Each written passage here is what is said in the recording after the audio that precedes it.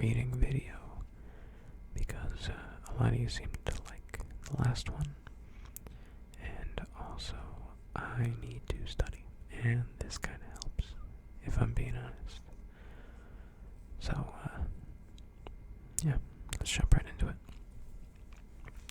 The last textbook reading video that I made was of an HR management textbook, but this one is just going to be a regular old management textbook, just because I am in business school, and in business school you have to take 2 different management classes at the same time, and that is the boat that I find myself in, so might as well make the best of it. A lot of this stuff is going to be very common sense and boring because it's literally the first chapter of this new book, so let's just see how it goes. And of course, I'm a very good student, so I will be taking notes for myself throughout this, so maybe those will create some nice sounds for you.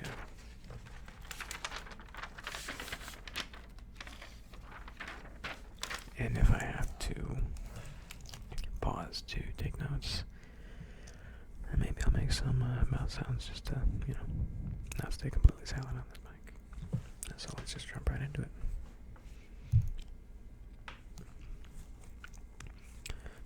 When Chief Executive Officer Mary Barra took the reins of Detroit-based General Motors in January 2014, she became the first female CEO of a global automaker anywhere in the world.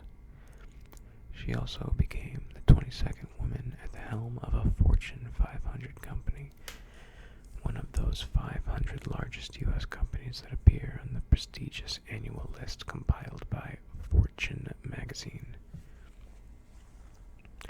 What kind of person is Barra? A 30-year GM veteran. She's been called nearly impossible to dislike and is credited with bringing a much-needed calm stability to GM. Among her many people skills is the ability to engage and motivate others, including top executives who may have vied for her job, but who have been persuaded to stay and work with her. Are these qualities, which many people have, enough to propel someone to the top of a great organization? The daughter of a die maker, Barra grew up in suburban Detroit, joined GM at age 18 as an intern on the factory floor, graduated from General Motors Institute with a degree in electrical engineering, and became a plant engineer in GM's Pontiac division. Spotting her talent, GM gave her a scholarship to Stanford, where she earned a graduate degree in business. She then began moving up the GM ladder, first as the executive assistant to the CEO, and then as the company's head of human resources, formerly often as high as female executives ever got in the auto industry and many others. In 2011, Barra's big break came when she was promoted to lead GM's $15 billion vehicle development operations, a high-profile role that became the stepping stone to the CEO spot. In 2016, she was also made chairwoman of the board. Did it help that Barra had such deep expertise in the auto industry and at GM in particular? No doubt it did, but there's another key to career growth: the ability to take risks. Jeff Bezos, the founder of Amazon.com, was holding down a lucrative job as a Wall Street hedge fund manager in the 1990s when he read the internet has recently grown 2,300% in a single year. Even though it meant leaving a stable job with a big bonus on the way, Bezos made the risky leap to the startup he called Amazon, working out of a garage. I knew that I might sincerely regret not having participated in this thing called the internet, that I thought was going to be a revolutionizing event, he says. When I thought about it that way, it was incredibly easy to make the decision. Bezos built his company into the largest e-commerce hub in the world and now operates several other businesses and charities as well. He is one of the 2 or 3 richest people in the world. Is being an exceptional manager a gift like a musician having perfect pitch? Not exactly, but in good part it may be an art. Fortunately, it is one that is teachable. Management, said one pioneer of management ideas, is the art of getting things done through people. That seems like a good definition to write down. Management defined as the art of getting things done through people. Yeah. More formally, management is defined as 1. The pursuit of organized goals efficiently and effectively by 2. Integrating the work of people through 3. Planning, organizing, leading, and controlling the organization's resources. Okay. Good managers are concerned with trying to achieve both qualities. Often, however, organizations will erroneously strive for efficiency without being effective. Retired U.S. Army General Stanley McChrystal, former commander of all American and coalition forces in Afghanistan, suggests that effectiveness is a more important outcome in today's organizations.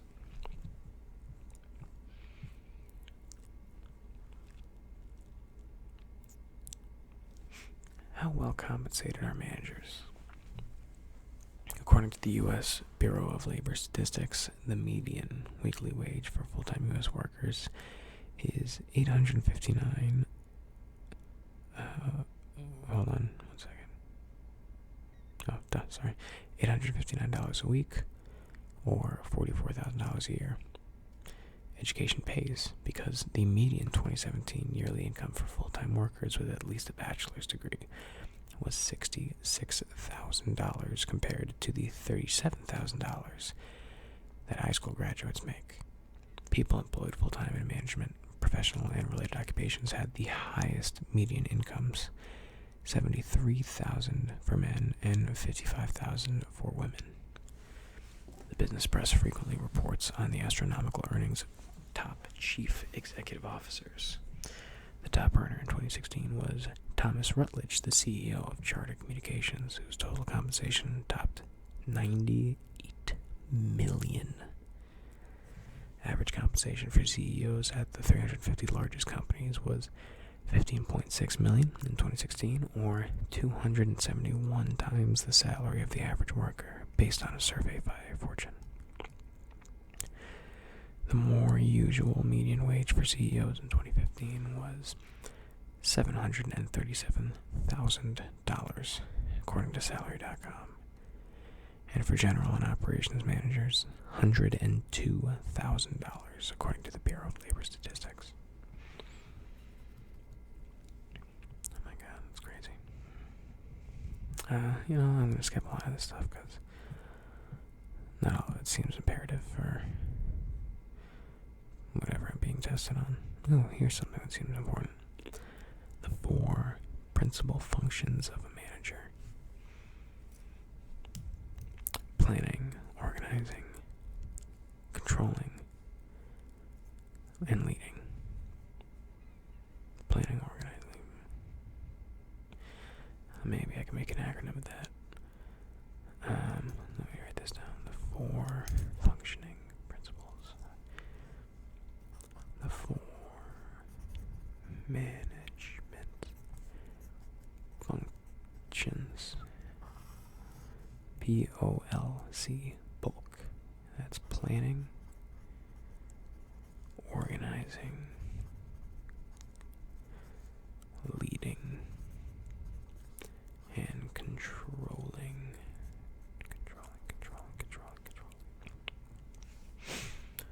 Bulk. All right. So, what you do as a manager, to get things done, is to achieve the stated goals of the organization you work for. You provide perform what is known as the management process, also called the four management functions: planning, organizing, leading, and controlling. Oh, it even says right here in the textbook that the abbreviation BULK may help you remember them. Although the process of management can be quite varied, these four functions represent its essential principles. Indeed, as a glance at our text's table of contents shows, they form four of the part divisions of the book. Let's consider what the four functions are, using the management of your college to illustrate them. Planning, organizing, leading, and controlling. Tom Haley works in the motorcycle retail industry. My boss is a great numbers guy, said Tom, but he's a manager and not a leader. Tom's manager strives at planning by setting achievable goals for each month, like prioritizing the sale of wheels over handlebars. And his manager strives at organizing by delegating the right tasks to the right people. We pull together and talk about everyone's individual strengths. We have one employee who is very computer savvy, so he takes care of the online orders. We have another employee who manages the work orders because he's really good at itemizing and breaking down the orders properly. And we have other employees out on the floor because they are talented in sales, said Tom. While Tom's boss is successful at planning and organizing steps of management, he's less successful at leading and controlling. Tom believes this is because his boss lacks human skills and doesn't interact well with other people. He even said that he doesn't like to deal with people. He likes being back in the warehouse. He mostly stays behind the scenes, said Tom.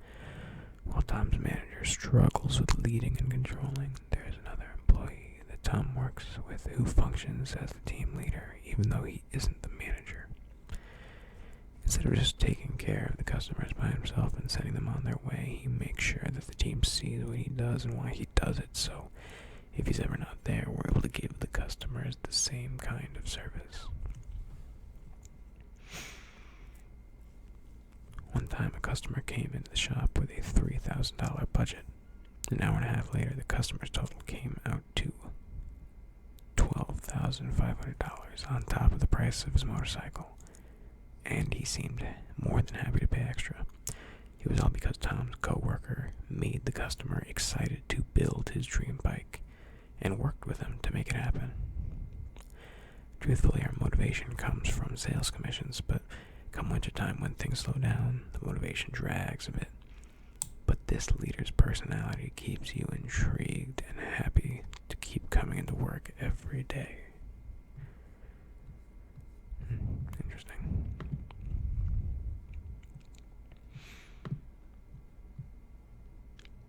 Describe the levels and areas of management. Alright, let me make a quick note of this diagram. Levels of management. I can't really hear my pencil scratching through the microphone, but maybe you guys can.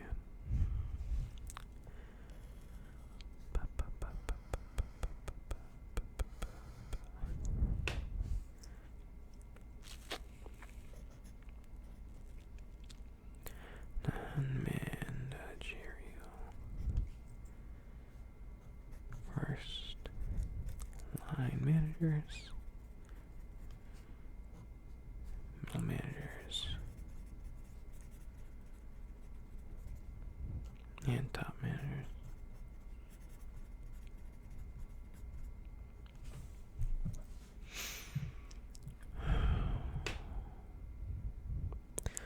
The workplace of the future may resemble a symphony orchestra, famed management theorist Peter Drucker said.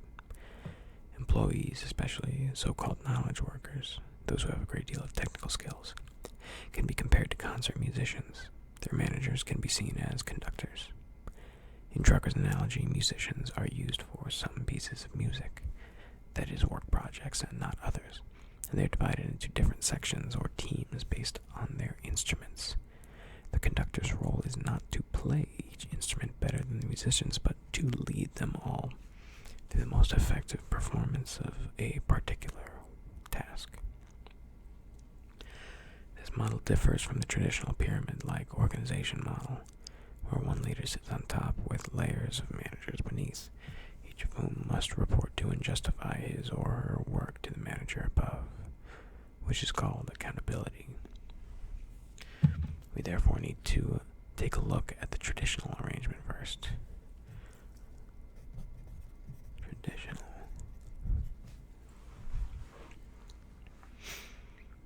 Okay, there are 3 levels of management.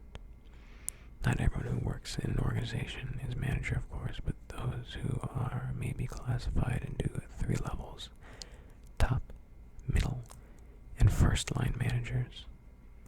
Non-managerial employees represent the foundation of an organized pyramid. Top managers. Their offices may be equipped with expensive leather chairs and have lofty views, or, as with one internet company, they may have plastic lawn chairs in the CEO's office and beat-up furniture in the lobby. Whatever their decor, an organization's top managers tend to have titles such as Chief Executive Officer, CEO, Chief Operating Officer, COO, President, and Senior Vice President. Some may be the stars in their fields, the men and women whose pictures appear on the covers of Business People magazines, such as Nike CEO Mark Parker or the IBM CEO Virginia Rometty, or Lucasfilm President Kathleen Kennedy, or Apple CEO Tim Cook, all of whom have appeared on the front of Fortune.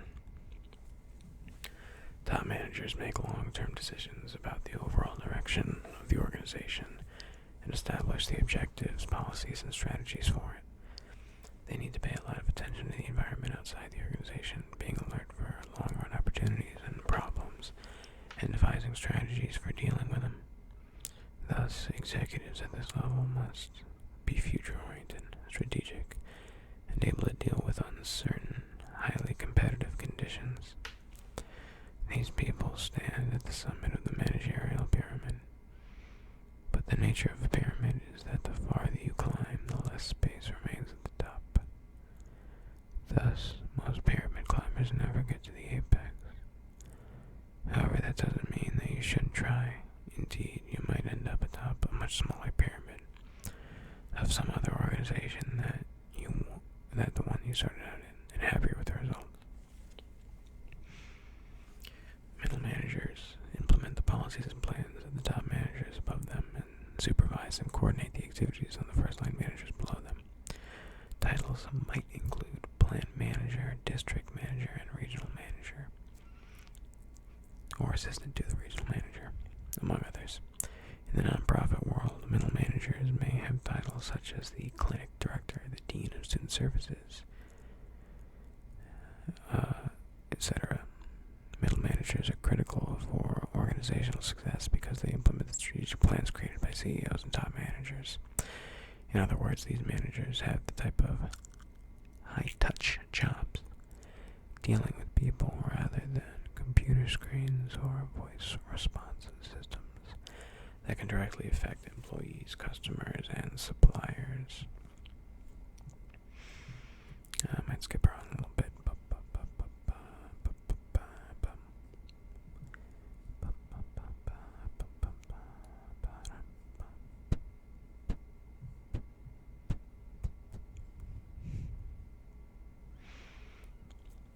There are 3 types of organizations classified according to the 3 purposes for which they're formed: for-profit, non-profit, and mutual benefit.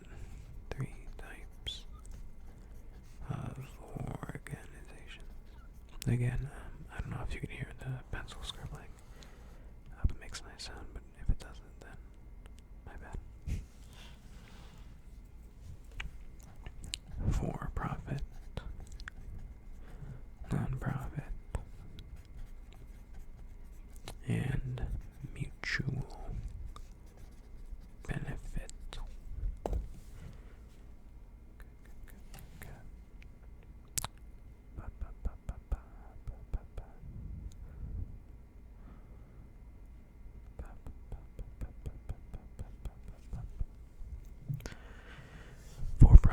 organizations. For-profit or business organizations are formed to make money or profits by offering products or services. Duh. When most people think of management, they think of business organizations ranging from Allstate to Zynga, from Amway to Zagat. There are 3,766 public companies in the United States today, more than 1,000 fewer than 40 years ago. A mere 30 of these firms accounted for half of the total profit U.S. public firms made in 2015. Nonprofits. Managers in nonprofit organizations are often known as administrators. Nonprofit organizations may be either in the public sector, such as the University of California, or in the private sector, such as Stanford University. Either way, their purpose is to offer services to some clients, not to make a profit. Examples of such organizations are hospitals, colleges, and social welfare agencies. According to the National Center for Charitable Statistics, more than 1.5 million nonprofit organizations are registered in the United States. This number includes public charities, private foundations, and other types of nonprofit organizations, including chambers of commerce, fraternal organizations, and civic leagues. One particular type of nonprofit organization is called the Commonwealth Organization. Unlike nonprofit service organizations, which offer services to some clients, Commonwealth organizations offer services to all clients within their jurisdiction. Examples are the military services, the U.S. Postal Service, and your local fire and police departments. Mutual benefit organizations are voluntary collections of members, such as political parties, farm cooperatives, labor unions, trade associations, and country clubs, whose purpose is solely to advance members' interests. There's nearly 10,000 such organizations in the United States. Okay, let's go to the next part.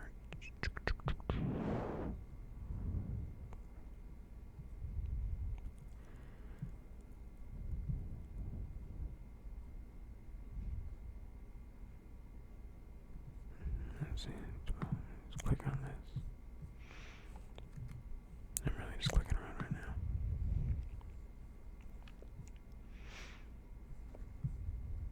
Actually, you know what?